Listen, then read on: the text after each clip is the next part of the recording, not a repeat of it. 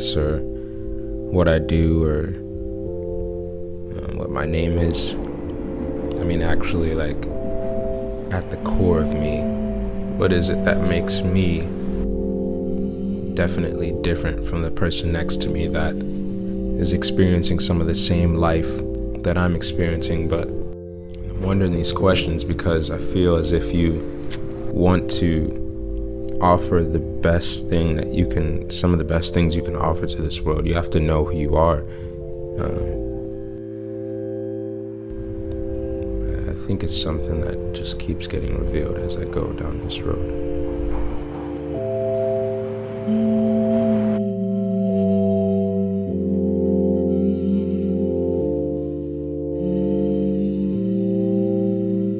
Hey guys, so today is going to be an I quit my job ASMR. I'm joking, but maybe that could be a move for me. December 2021, I quit my job. It's in the title. You already know what I'm going to be talking about in this video, but I stepped away from my journey of becoming a lawyer and I've been in my new role for 2 months now. I'm incredibly happy. I absolutely love it. It's without a doubt the best decision I made for myself personally, and I want to talk about that. And my need for you is gone. And my need for you is gone. And my need for you is gone. I took a very intentional step back from social media in 2021. You might have noticed because generally you didn't see probably a lot of me online last year. I didn't want any kind of like consistent narrative because, girl, I was working through things. I mean, I'm going to go into all of that in this video, but apart from some kind of like life milestone updates I shared my coming out story last year. I shared my room redecoration story last year because, you know, like coming out as gay and like buying new lampshades equal life milestones to like share on a channel. I talked about my qualification as a lawyer, but I didn't talk too much about kind of like what I felt like the future held for me and my career and some of the challenges that I was going through mentally with actually deciding what I wanted to do with my life. I have a lot of like life and experience and vulnerability to share with you, and I'm really, really excited for all the stuff that I'm going to make on this channel this year. So that's what all of this video is. It's a reintroduction to me and my new chapter on the internet, and also it's kind of like a bit of an essay to my previous self, who, if she'd have had this video a year ago, she probably could have made decisions a lot quicker and a lot easier. So I really enjoy being a trainee solicitor, which is what I don't know whether people are expecting me to say that. I really enjoyed my training contract. I feel extremely grateful for my experience. I feel extremely grateful for the incredible lawyers that I was surrounded by, mentored by, trained by. I have complete gratitude and zero regrets. I got my training contract when I was only 19 years old, when I was in my second year at the University of Bristol. I'm now 24. That's 5 years difference. You see a lot of change and a lot of evolution and growth in 5 years. Your priorities for what you want from a career and a job are very different, and that's normal. That's completely normal. So then 2020 and 2021 hit. I struggled with my mental health so much last year. I literally spent more weeks in therapy than out of therapy. A very dark time. Again, I'm sure a lot of you relate to that as well. I also think by nature, I'm a very extroverted person. I gain so much energy from being around people. And so being alone and isolated for such long periods did a lot of damage. It made me really realize, and I'm kind of getting more to the crux of why I decided that being a lawyer was no longer right for me. But it made me really realize what makes me the happiest and what I get the most fulfillment from. And for me, one thing I realized that I absolutely couldn't compromise on was having a creative outlet. Any chance I get to create, direct, produce, design, draw, like anything creative, I am the best version of myself. I'm the happiest version of myself. I feel incredibly fulfilled. And so during the pandemic, I had a really crazy moment where I was just like, why have I managed to like deprioritize creativity? I included a quote at the start of this video, and it's by Montel Fish. I love you, Montel. You always express everything that's going on inside my brain. And he basically said, if you want to offer some of the best things that you can offer to this world, you have to know who you are. And that spoke to me so much. And there might be some people who watch this and it brings out a really kind of navigating sense of purpose. I thought I was an okay lawyer, but I didn't think I was the best by any means. You know, I enjoyed my job and it was okay, but I didn't think I would ever be the best lawyer. And I think that was just because my heart was never fully in it. So it's this weird thing when you then step back and you are like, how can I be the best version of myself? What is the best thing that I can, like, in a very like philosophical way, what is the best thing that I can give to the world? The universe was clearly somehow working in my favor, because in the midst of like all this thinking, I went on a 6-month secondment to a legal tech startup. So that ended my soul searching pretty quickly, because I absolutely fell in love, because it was one of the first times that I was able to put a huge amount of my kind of creative energy and my creative spirit into a role, and for that to be part of my job. A trap I have fallen into for so long, and I think it's a result of probably our education system, our society, the way we rank different subjects and skills as being the more employable subjects and skills. But I have never seen my creative work as one of my like top skills. If someone had sat me down a year ago and been like, tell me what you think you're good at, I'd have been like, I think I work well in a team and I'm really good at communication, and I think I can be a good leader, and I think I can really help motivate people, and I'm good at like putting out, like creating a plan. And I would tell you all of these things, and I would have never mentioned creativity, because in my mind I'm like, that's just like a silly little hobby that I do at the weekend. Like I make like stupid little videos. I already had a presumption that like people wouldn't take it seriously. It was the first time that I was like, oh, I'm actually quite good at this, and other people think I'm good at it, and actually like I can start to create and develop and build some really cool tech and some really cool stuff. And I just like, it was really weird. I just like found a calling. This sounds so deep, but it was like the first time that I felt like so passionate, and I would just like think all the time, and it would like get me up in the morning. And I'm being very enthusiastic, but I just felt so electric about this job.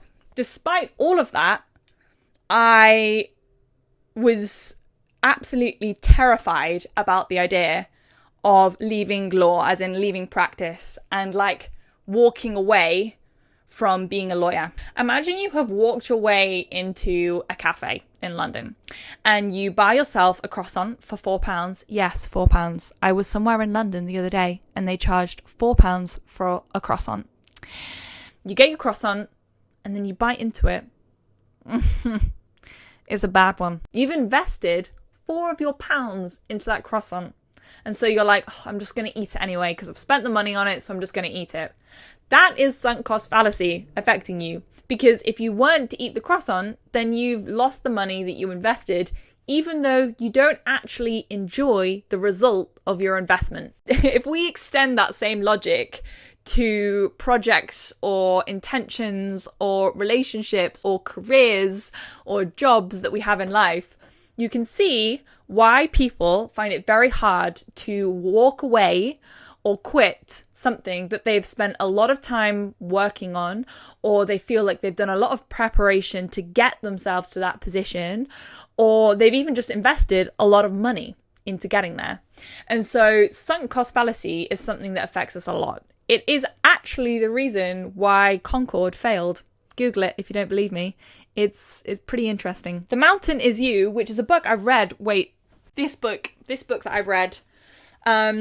Couldn't recommend it more if anyone is looking for purpose or just feeling a bit lost or wanting to achieve something great. Human beings are guided by comfort. They stay close to what feels familiar and they reject what doesn't, even if it's objectively better for them. This was the first challenge that I really faced when I realized that maybe being a lawyer wasn't the right thing for me to do, because I had spent and invested so much time into finally getting to that qualification. It's the same in any really specialized career.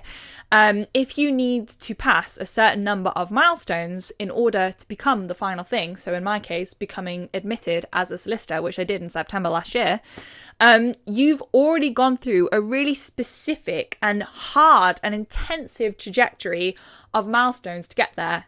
And so the idea of walking away from that is really, really tough. So it took me a very long time to get past that. And I'm like simplifying this now because I don't want to be here for a really long time and go through every single breakdown that I had last year. But I think the primary thing I brought myself back to is that investment in anything is never a loss. You always learn from everything that you do in life. And so the first thing I realized is that, you know, a really high percentage, I want to say like 80, maybe 90% of everything I learned through training as a lawyer was not specific to being a lawyer. I learned really important lessons about creating boundaries, about time management, about working under pressure, about teamwork, about leadership, about communication, about working with clients, about preparing really high quality, polished and professional pieces of work. I learned so many skills that are transferable to anything that I now do in life.